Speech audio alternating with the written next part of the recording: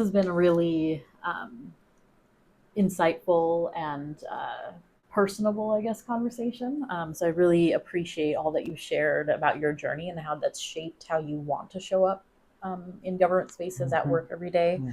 We also met with one of our GARE committees, the Truth to Power Committee, and they had some questions about power and how it shows up in our governmental institutions and within the system and experience of hierarchical leadership as well. So we'd love to get into some of that with you. Okay, great. So the first question that we have is, how do you understand your own power and positionality, and specifically how it impacts organizational culture? It starts with me understanding, as I've said, that wherever I am, I walk in with my white male privilege. And so knowing that I have that in my position, but also in my identity, that's where I try to remember and to, quite honestly, speak less, listen more. I think that people with power need to have the listening versus speaking quotient be pretty significant. In an organization or in society at large, you really do have to be mindful of that power, of that privilege, and in some ways be able to harness it yourself in the context so that you can have a better opportunity to engage with people in the work. Now I'd love to know how you work with resistance. Back in my public administration education, I remember something that has just stuck with me forever. They talked about the systems in our society. Generally, always, they begin with a man or a woman, and then ultimately become a machine to operate in that context, and then eventually evolve into this monument. And so it's a complex system of resistance. And I think the people within that system often feel more powerless than they are.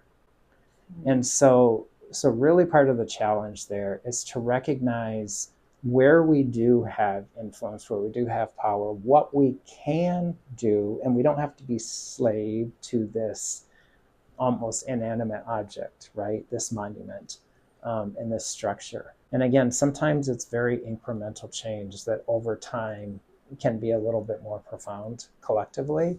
But we have to be willing to find that line that we can push outside of, and challenge the assumptions, challenge the status quo, and find opportunities to turn the ship around, to turn the Titanic around is another good analogy, and move us in a different direction.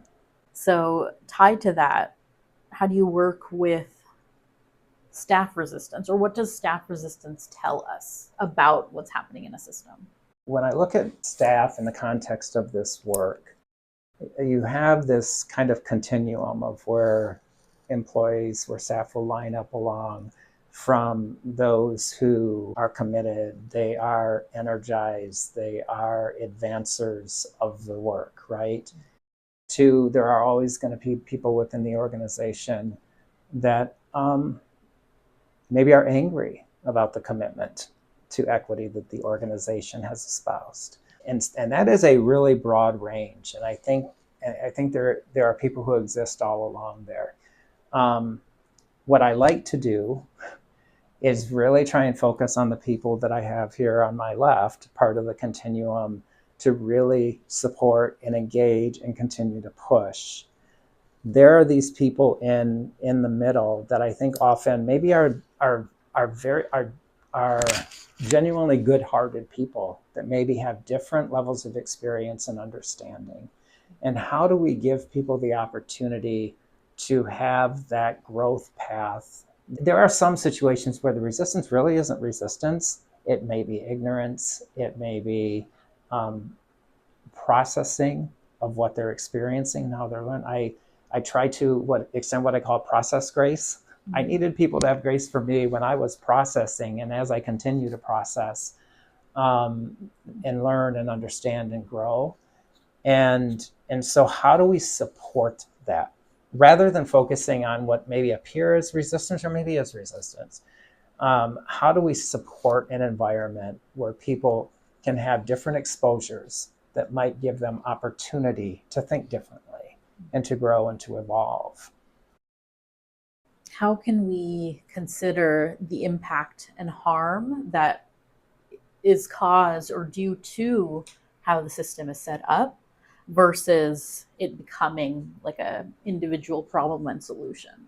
I think one thing that's really important for us to be really mindful of as we try and do things to make a difference in this work, and it's if you design a program, right?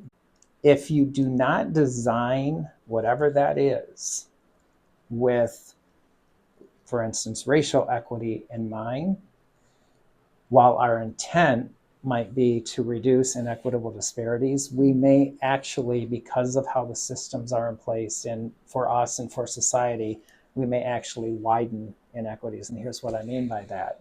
So again, just use an example of some type of poverty reduction initiative, program, whatever.